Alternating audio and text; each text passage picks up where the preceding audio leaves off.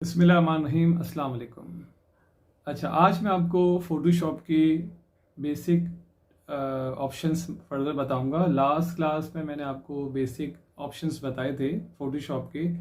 आज फर्दर जो और भी इसके ऑप्शंस हैं बेसिक्स, वो मैं आपको बताने जा रहा हूँ। इसके बाद फिर हम टूल्स पे बात करेंगे नेक्स्ट लेक्चर में।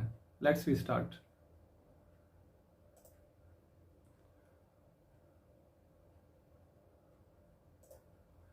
फ़ोटोशॉप का आप आई होप कि वर्जन आपने इंस्टॉल कर लिया होगा। अगर अभी भी आपको प्रॉब्लम है तो आप कमेंट्स में पूछ सकते हैं, क्वेश्चंस कर सकते हैं। और आपने कोई भी वर्जन इंस्टॉल कर लिया है 2021, 2023 या 2020 या 19 सीसी, आपके पास इंस्टॉल होना चाहिए फ़ोटोशॉप, और हम इस पर काम कर सकते हैं। या जो मैं आपको आज फर्दर बेसिक्स ऑप्शंस बताने जा रहा हूँ इसका, वो आप अप्लाई कर सकते हैं। अच्छा, देखिए हमारे पास यहाँ पे आ रहा है कि रिसेंट में एक फ़ाइल आ रही है। इसका मतलब कि जो लास्ट आपने यूज़ किया होगा, रिसेंट मीन्स कि आपने 15 मिनट पहले या हाफ एन आवर, 1 आवर या लास्ट डे या डे बिफोर यस्टरडे, जो भी लास्ट आपने यूज़ किया है वो रिसेंट में आता है। तो आपको बता रहा है कि आपने रिसेंट में ये वाली फ़ाइल यूज़ की है। कि आप अगर इसको फर्दर कंटिन्यू करना चाह रहे हैं इसी फाइल को, तो आप इस पर क्लिक कर दें, वरना आप फाइल में जाके आप न्यू लेके भी अप्लाई कर सकते हैं। तो हम फाइल न्यू लेते हैं यहाँ पे, और हमारे पास यहाँ पे रिसेंट में, यहाँ भी रिसेंट आइटम्स में लिखा हुआ आ रहा है कि हमने ये यूज़ की, या डिफ़ॉल्ट फ़ोटोशॉप साइज़ हम यूज़ कर लें। और ये ऑप्शंस मैंने आपसे लास्ट टाइम डिस्कस किए थे, जो कि standard RGB, 8 bit and size resolution, और हमें यहाँ पे दिखा रहा है 300 पिक्सल्स पर इंच। और हम 72 से भी जो है वो स्टार्ट करते हैं स्क्रीन के लिए। और इस स्क्रीन का पर्पज़ यही है कि हमें ऑन स्क्रीन जो भी रिक्वायरमेंट हो, आप जो स्क्रीन पे शो करना चाह रहे हैं, आपके कंप्यूटर की स्क्रीन है उसके ऊपर या आपके मोबाइल की स्क्रीन है, तो आप उसके लिए रेजोल्यूशन 72 से स्टार्ट करके आप ज़्यादा भी रख सकते हैं। जितना ज़्यादा करेंगे इतनी अच्छी क्वालिटी आपको देगा, लेकिन फाइल साइज़ और प्रिंटिंग साइज़ उसका इंक्रीज़ हो जाएगा। अच्छा, अभी मैं इन सब तमाम स्टैंडर्ड्स पे ही रहते हुए कोई चेंज नहीं कर रहा। हम फर्दर आगे आज बात करेंगे, लास्ट क्लास के बाद से कंटिन्यू करेंगे। क्रिएट करते हैं मैं इसके। देखिए हमारे पास एक फाइल हमें दिखा रहा है जिसे कैनवस कहा जाता है। मतलब ये जो हमारा कैनवस है, नॉर्मली समझाने के लिए मैं पेज का वर्ड भी यूज़ करूँगा, लेकिन एक्चुअल नेम है इसका कैनवस। कैनवस पे रहते हुए ही काम होगा। और हम इस सॉफ्टवेयर को जो यूज़ कर रहे हैं ये रास्टर ग्राफिक्स कहलाता है, और पिक्सल बेस्ड है एंड लेयर बेस्ड है, जो मैं पहले भी बता चुका हूँ। अच्छा देखिए, अब हमारे पास यहाँ पे जो कैनवस आ रहा है, कैनवस का साइज़ हमें अगर देखना है, आप व्यू में जाके रूलर्स ऑन कर लें, Ctrl+R इसकी शॉर्टकट की है तो रूलर हमारे सामने आ जाएगा। अब यहाँ पे आपको रूलर शो कर रहा है, हॉरिजेंटल और वर्टिकल दोनों साइड पे आपको रूलर देगा। आप रूलर पे राइट क्लिक करके इसके आप यूनिट्स को भी चेंज कर सकते हैं। मीन्स कि अगर आप ऑन स्क्रीन काम कर रहे हैं तो पिक्सल्स की रिक्वायरमेंट होती है कि इतने पिक्सल्स में आपको कोई डिज़ाइन बनाना है, किसी वेबसाइट के लिए कोई आपको वेब लेआउट बनाना है, या आपने मोबाइल ऐप के लिए कोई डिज़ाइन बनाना है, तो वो पिक्सल बेस्ड होते हैं, या इंचिस की रिक्वायरमेंट होती है तो आप इंचिस में चेंज कर दें, आप सेंटीमीटर्स में चेंज कर दें, मिलीमीटर्स में चेंज कर दें, पॉइंट्स, पिकास, परसेंट, तो जो भी आपको मेजरिंग यूनिट्स की रिक्वायर्ड हो आप उसको क्लिक कर देंगे। जैसे मैं यहाँ पे इंचेस क्लिक कर रहा हूँ तो ये इंचेस में आ गया। तो it depends on your requirement कि आप जिस प्रोजेक्ट पे काम कर रहे हैं, जो भी आपके पास टास्क है, वो इंचेस पे काम करना है या आपको पिक्सल्स पे काम करना है, सेंटीमीटर्स, तो आप यहाँ से इजीली चेंज कर सकते हैं। रूलर व्यू में जाके आपने रूलर ऑन करना है, और रूलर पे आपने राइट क्लिक करना है, तो यहाँ पे आपको यूनिट्स शो कर रहा है लिस्ट। आप यहाँ से जो भी रिक्वायरमेंट आप उसको क्लिक कर दें। हॉरिजेंटल भी आ रहा है रूलर एंड वर्टिकल भी आ रहा है। अच्छा, हमने यहाँ पे हम जो है वो अपने इस कैनवस को हम चाह रहे हैं कि हमें इस पे कोई डिज़ाइन करने के लिए हमें लाइंस की रिक्वायर्ड है। ये बिल्कुल आपके पास एक ब्लैंक होता है, तो ब्लैंक पेज पे काम करना ऐसे ऐसे जब आपका एक्सपीरियंस होगा तो आप ब्लैंक पे काम कर सकते हैं, वरना हमें लाइंस की रिक्वायरमेंट आ जाती है। नॉर्मली अगर आप कोई डिज़ाइन बना रहे हैं या आप कोई भी टाइप भी कर रहे हैं, आप अपनी हैंड राइटिंग से कोई लिखते हैं, अगर आप लाइंस वाले पेज पे लिखते हैं तो लाइन बिल्कुल सीधी चल रही होती है। लेकिन अगर आपको कोई ब्लैंक पेज हम दे दें या ब्लैंक पेज आप उठा लें, तो आप जब लिखने बैठते हैं तो वो लाइंस अगर ना हो तो लाइन की अलाइनमेंट थोड़ा सा ऊपर नीचे हो जाती है, बिल्कुल स्ट्रेट ना हो। तो इसके लिए आप क्या करेंगे, फोटोशॉप के अंदर आप व्यू में जाके, शो में जाके आप यहाँ से ग्रिड ऑन कर लें। ग्रिड्स में आपको ये बॉक्सेस बने हुए दिखाएगा, ग्रिड्स कहलाते हैं। तो आप इनके थ्रू काम इजीली कर सकते हैं। मतलब अब ये ब्लैंक पेज नहीं रहा, आप आपके पास ये लाइंस आ गई। दूसरे सॉफ्टवेयर में जैसे एक्सेल में ग्रिड लाइंस होती हैं, तो यहाँ पे भी ये ग्रिड लाइंस है जिसे ग्रिड्स कहा जाता है। व्यू में जाके, शो में जाके आप यहाँ से ग्रिड्स को ऑन ऑफ कर सकते हैं। शॉर्टकट की भी यहाँ पे अवेलेबल है, इजीली आप कंट्रोल के साथ सिंगल कोटेशन को प्रेस करें तो ये हाइड कर देगा, और कंट्रोल अगेन सिंगल कोटेशन पे आप क्लिक कर दें, जो कि एंटर के साथ ही होता है, एपोस्ट्रॉफी भी कहलाता है। तो आप कंट्रोल क्लिक करें तो इससे भी आप शो एंड हाइड कर सकते हैं। अच्छा, अब हम आते हैं व्यू में। यहाँ पे हमारे पास जो है रूलर्स मैंने आपको बताया, शो में ग्रिड हमने बात कर ली। अब हमारे पास यहाँ पे जो है वो गाइड भी होती है। जैसे यहाँ पे लिखा हुआ है व्यू के जो मेन्यू में व्यू टैब पे मैंने क्लिक किया, इसके मेन्यू में ड्रॉप डाउन में यहाँ पे आ रहा है न्यू गाइड। न्यू गाइड पे आपने क्लिक किया। अब यहाँ पे हमारे पास ओरिएंटेशन दो तरह की होती है, हॉरिजेंटल एंड वर्टिकल। अब हमें अपने कैनवस पे काम करना है, हम चाह रहे हैं बिल्कुल सेंटर पॉइंट से, मिडिल पॉइंट से हमें कोई डिज़ाइन बनाना शुरू करना है। अब इसका सेंटर पॉइंट खुद से आप अगर चेक करने जा रहे हैं तो थोड़ा सा मुश्किल हो सकता है, अंदाज़ा होगा 100% वो ना हो, आप सिर्फ गैस कर सकते हैं कि ये सेंटर पॉइंट है। गाइड हमें इस चीज़ में बहुत अच्छा एक ऑप्शन दिया जा रहा है, न्यू गाइड का। मतलब ये हमें गाइड किया जाता है। ये एक ऑप्शन जैसे ओरिएंटेशन में वर्टिकल पे इस वक्त क्लिक है बाय डिफॉल्ट, और यहाँ पे लिखा हुआ है 0 और IN का मतलब इंचेस। हमने इसे कर दिया 50, और यहाँ पे मैंने परसेंटेज का साइन लगा दिया। शिफ्ट के साथ 5 का बटन आपने प्रेस किया तो परसेंटेज का सिंबल आ गया, हमने ओके कर दिया। तो हमारे पास यहाँ पे एक वर्टिकल गाइडलाइन आ गई। 50% का मतलब ये हुआ कि राइट और लेफ्ट दोनों से इसने हाफ हाफ करके आपको बीच में लाइन दे दी कि यहाँ ये राइट वाला 50% है और लेफ्ट भी 50% है। अगेन हम चलते हैं व्यू में, न्यू गाइड। इसी तरह हम हॉरिजेंटल को क्लिक करके यहाँ पे 50% हमने क्लिक कर दिया, ओके करते हैं तो ये हॉरिजेंटल हमें गाइडलाइन मिल गई। और अगर हम व्यू में जाके ग्रिड लाइंस को ऑफ करके देखें, मतलब ग्रिड को, तो देखें अब आपको बिल्कुल ये एक सेंटर पॉइंट मिल गया कि हमारे कैनवस का वर्टिकल एंड हॉरिजेंटल पॉइंट हमें ये नज़र आ रहा है कि हमारा एक सेंटर पॉइंट है। तो हम यहाँ से कोई भी डिज़ाइन बनाना स्टार्ट कर सकते हैं।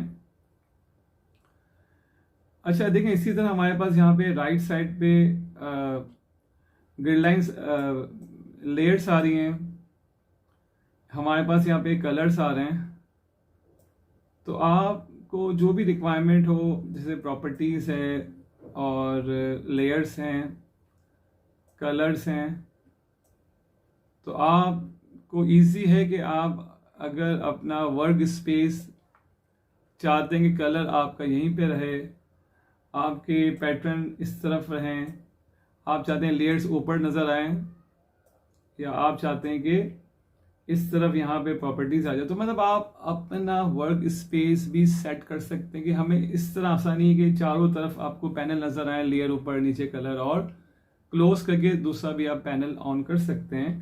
तो आपके लिए अगर ऐसा वर्क स्पेस आप चाहते हैं कि जब भी हम ओपन करें ये वाला वर्क स्पेस मिल जाए, तो आप विंडो में, क्योंकि अभी तो हमने सेट किया है, जब दोबारा फोटोशॉप ऑन करेंगे तो वो इसकी प्लेसमेंट चेंज हो जाती है। तो आप विंडो में जाके वर्क स्पेस में जाके आप यहाँ पे न्यू वर्क स्पेस पे क्लिक करके आप इसको सेव भी कर सकते हैं। मैंने यहाँ पे नाम दे दिया माय वर्क स्पेस, राइट, और हमने इसको सेव कर दिया। अब ही हमारा वर्क स्पेस सेव हो गया। मैं यहाँ पे विंडो पे जाके वर्क स्पेस में जाके मैंने कह दिया मुझे असेंशियल चाहिए, ठीक है, असेंशियल पे ये चला गया। या हमने इसे जाके वर्क स्पेस को कर दिया यहाँ पे रीसेट असेंशियल। रीसेट से क्या हुआ, ये दोबारा रीसेट हो गया, रिफ्रेश हो गया, जो असेंशियल में जो सेटिंग थी दोबारा आ गई। लेकिन हम चाहते हैं हमारा अपना वर्क स्पेस आ जाए, तो हमने सेटिंग की थी। तो आप यहाँ पे वर्क स्पेस में आके जो हमने बनाया हुआ था, जो नाम रखा है माय वर्क स्पेस, आपने इस पर क्लिक किया तो आपका वर्क स्पेस जैसी सेटिंग आपने रखी थी, सेव की थी वर्क स्पेस में, वो जो भी आपने नेम दिया होगा उसको आप क्लिक करेंगे तो वो आ जाएगा। तो हम अपना भी वर्क स्पेस बना सकते हैं। और नॉर्मली हम असेंशियल पे काम कर रहे होते हैं, और असेंशियल पे आप काम कर भी रहे हैं, और आप काम करते करते अगर आपसे लेयर की विंडो यहाँ पे आ गई, या प्रॉपर्टीज़ पे काम करते करते आपसे सामने आ गया, लेकिन अब आप चाह रहे कि हमने ये वर्क स्पेस की सेटिंग को चेंज की अपनी आसानी के लिए कि सामने हमें और कलर्स की और पैनल हमें नज़र आए। काम करने के बाद आप चाहते हैं कि अब इसको सेव नहीं करना, दोबारा से वो रीसेट हो जाए, तो आप विंडो में जाके वर्क स्पेस में जाके आप असेंशियल है तो आपको यहीं पे मिलेगा रीसेट असेंशियल। अगर आपने 3D लिया होगा तो नीचे आ जाएगा रीसेट 3D। अगर आपने ग्राफिक एंड वेब लिया होगा तो नीचे लिखा हुआ आ जाएगा रीसेट ग्राफिक एंड वेब। तो जो भी आप वर्क स्पेस का स्टाइल यूज कर रहे होंगे वहां पे रीसेट में उसका नाम आ जाएगा। अभी रीसेट असेंशियल्स इसलिए आ रहा है कि मैंने इस वक्त असेंशियल्स पे काम किया। तो एक स्टैंडर्ड आप पहले असेंशियल्स पे स्टार्ट करेंगे, फिर आप आगे दूसरे वर्क स्पेस को भी यूज कर सकते हैं। तो हमने रीसेट कर दिया, वो दोबारा इसकी सेटिंग सेट हो गई, जहाँ थे सारे पैनल वो अपनी जगह पे चले गए। और अगर सेव करना था तो हमने कहा नहीं, हमेशा हमें वही सेटिंग चाहिए, तो हमने इसको सेव कर लिया। मैंने लिखा था नेम माय वर्क स्पेस, आप कुछ भी रख सकते हैं नेम।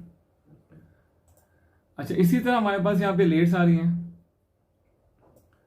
और लेयर्स में हमारे पास जब भी आप स्टार्ट करेंगे फाइल न्यू, आपको पहले लेयर का नाम देगा बैकग्राउंड, और यहाँ पे वो होगी लॉक। अब आपने जैसे ही स्टेप बाय स्टेप काम करने, ईच स्टेप आपने जो है वो न्यू लेयर पे लेना होगा। तो आप यहाँ से क्लिक करेंगे, यहाँ पे लिखा हुआ है create a new layer. Right side से सेकंड बटन है, पहला बटन है डिलीट लेयर का, और इसके बाद सेकंड बटन है राइट साइड से क्रिएट अ न्यू लेयर। आपने क्लिक किया, न्यू लेयर आ जाएगी, और आप अपना काम कर लेंगे तो वो इस लेयर 1 का पार्ट बन जाएगा। और हम लेयर में जाके भी न्यू में जाके यहाँ से लेयर ले सकते हैं, शिफ्ट कंट्रोल एन। तो यहाँ पे जैसे हम यहाँ से मेन्यू से लेंगे तो लेते ही हमसे पूछेगा नेम क्या रखना है। तो बेटर ये कि आप जो भी वर्किंग कर रहे हैं आप लेयर पे लिख दें। जैसे अगर हम यहाँ पे कोई रेक्टेंगल बना रहे हैं तो हमने लिख दिया हम एक रेक्टेंगल डिजाइन कर रहे हैं। कोई कलर देना चाहें आपको ताकि वाज़े ही नजर आ जाए कि वो लेयर पे एक रेक्टेंगल है, तो उसका कलर एक आपने रेड ग्रीन कर दिया कोई भी, तो आप के लिए इजी हो जाएगा एक आइडेंटिफाई करना कि हाँ इस पे ही मैंने रेक्टेंगल बनाया हुआ है। तो आप जो है नेम दे सकते हैं। लेकिन अगर आपने यहाँ से भी लिया हुआ है शॉर्टकट से और वो नेम नहीं देता, जैसे अगेन मैं क्लिक करता हूँ यहाँ पे लेयर 2 लिखा हुआ आ गया, तो आप इसको डबल क्लिक करके भी चेंज कर सकते हैं। या आपने कहा कि रेक्टेंगल हमने बना लिया, अब हमें जो है वो ओवल टूल बनाना है, तो आपने लिख दिया ओवल, तो डबल क्लिक करके बाद में भी आप चेंज कर सकते हैं। अब ये लेयर्स के हमारे पास ये आ रहे हैं थंबनेल। रेक्टेंगल पे रहते हुए सपोज करें अगर हमने एक रेक्टेंगल ड्रॉ भी कर लिया और यहाँ पे हमने कोई कलर भी दे दिया ऑल्टर बैक स्पेस या ऑल्टर डिलीट से मैंने आपको बताया था हम कलर दे सकते हैं। तो मैं सिर्फ लेयर का यूज़ करना बता रहा हूँ, अभी मैं टूल पे आपको नहीं एक्सप्लेन कर रहा हूँ कि हमने टूल पे काम करना है, मैं आपको लेयर समझा रहा हूँ। एक रेक्टेंगल मैंने बना के जो है वो कलर फिल किया, ऑल्टर बैक स्पेस या ऑल्टर डिलीट शॉर्टकट की है। मैं इसको डीसेलेक्ट भी कर रहा हूँ, हम इस टूल्स पे बाद में बात करेंगे नेक्स्ट लेक्चर में। अब देखें इस लेयर पे, रेक्टेंगल वाले लेयर पे मैंने ये रेक्टेंगल ड्रॉ कर दिया। तो जो भी आप वर्किंग करेंगे तो इसके साथ यहाँ पे इसका एक थंबनेल आ जाता है, लेयर थंबनेल। तो वो जो वर्किंग की है वो थंबनेल में भी आपको बता रहा है। अगर थंबनेल का साइज आपको कम लगता है, आप राइट क्लिक करके मीडियम थंबनेल या राइट क्लिक करके आप यहाँ से लार्ज थंबनेल भी कर सकते हैं। इट मीन्स कि आपको पता होगा कि किस लेयर पे क्या वर्किंग की है, तो इसका थंबनेल आपको बता रहा होता है कि आपने इस लेयर पे ये वाला काम किया है। अब इजी क्या होगी कि आपने कहा नहीं मुझे ये रिक्वायरमेंट नहीं है, मुझे इसको हटाना है, तो आप इस लेयर की जो इंडिकेट्स लेयर विजिबिलिटी, जो आई इसकी शो कर रहा है कि ये लेयर इस वक्त ओपन है, लेयर की विजिबिलिटी शो कर रहा है, तो आप इसकी विजिबिलिटी को, आई को ऑफ कर देंगे तो ये इनविजिबल हो जाएगा। मतलब आपने कहा कि मुझे हटाना है, देखना है कि इसके बगैर मेरा डिज़ाइन या मेरा शेप कैसा लगेगा, तो आप हटा सकते हैं। और अगर आप चाहते हैं कि इस लेयर की अब नीड नहीं है, इसको परमानेंट डिलीट करना है, तो आप इसको यहाँ से डिलीट पे क्लिक करके यस कर देंगे, या आप इसको उठा के डायरेक्टली डिलीट लेयर पे रख दें तो वो भी डिलीट हो जाएगा। तो आप इस तरह लेयर पे वर्किंग करेंगे। डायरेक्टली क्लिक करके भी आप कीबोर्ड से डिलीट करेंगे तो भी लेयर डिलीट हो सकती है। तो देखें हर स्टेप पे आपने लेयर लेनी है, बिकॉज के रास्टर ग्राफिक्स है और लेयर बेस्ड काम करेगा। लेयर एक स्टैक होल्डर यहाँ पे बनता रहेगा, लेकिन लेयर्स यहाँ पे बनती रहेगी बहुत सारी, 1 2 5 10 और मोर देन हंड्रेड्स। लेकिन सबका जो रिजल्ट है वो आपको एक इस कैनवस पे मिलेगा, क्योंकि जो भी काम हो रहा होगा वो इस कैनवस पे होगा, लेकिन स्टेप्स आपको लेयर पे बता रहा होगा और वर्किंग सारी एक ही जगह हो रही होगी। क्योंकि रास्टर ग्राफिक्स में जो है हमारे पास जो भी डिज़ाइन कर रहे हैं आप, ये कोई पिक्चर्स है, वो पिक्चर्स भी जो है वो ग्रिड्स पे होती हैं, कलर ग्रिड्स होता है जो एक साथ जो है ना वो कनेक्टेड होते हैं तमाम पिक्सल्स, और वो हमें एक पेज पे, एक कैनवस पे शो कर रहा होता है। अब इसमें यह कि आप लेयर पे काम कर रहे हैं और आपने ईच स्टेप के लिए मैंने आपसे कहा लेयर लेनी है, लेकिन कुछ टूल ऐसे हैं हमारे पास यहाँ पे जो कि वेक्टर टूल कहलाते हैं। जिस तरह यहाँ पे हमारे पास एक टेक्स्ट टूल है, ठीक है, हेलो लिखा हुआ आ रहा है यहाँ पे हॉरिजॉन्टल टाइप। देखिए टेक्स्ट टूल, ये टूल वेक्टर ग्राफिक्स का टूल है। मीन्स कि ये आपको वेक्टर ग्राफिक्स में, इलस्ट्रेटर में या जो वेक्टर ग्राफिक्स सॉफ्टवेयर है उसमें मिलता है ये टेक्स्ट टूल, क्योंकि ये उसका पार्ट है। लेकिन फोटोशॉप ने रिक्वायरमेंट के हिसाब से कि अगर यूज़र को कुछ टाइप करना है तो वो वेक्टर ग्राफिक्स में ना जाए, यहीं पे टूल दे दिए। अब टेक्स्ट टूल जो वेक्टर टूल है इसमें क्या होगा, आप जैसे क्लिक करेंगे लेयर वो खुद क्रिएट कर देगा इटसेल्फ। जैसे आपने क्लिक किया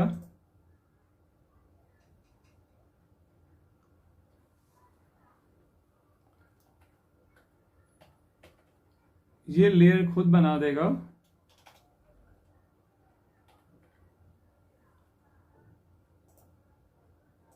ठीक है, यहाँ पे लिखा होगा टी का मतलब कि ये टेक्स्ट टूल है। जैसे आपने लिया, आपने क्लिक किया, देखिए लेयर अगेन न्यू बन गई।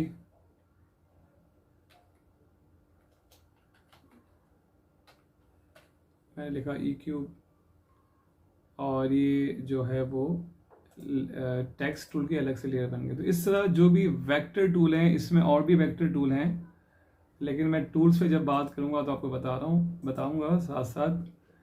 लेकिन लेयर्स में आपको ये एक्सप्लेन कर रहा हूँ, लेयर्स को मैं आपको ज़रा सही समझा रहा हूँ कि वेक्टर टूल जो भी होगा वो क्लिक करने पे लेयर इटसेल्फ क्रिएट हो जाएगी, आपको न्यू लेयर लेने की ज़रूरत नहीं है। लेकिन बाकी जितने भी टूल हैं वहाँ पे आपको लेयर्स की रिक्वायरमेंट होगी।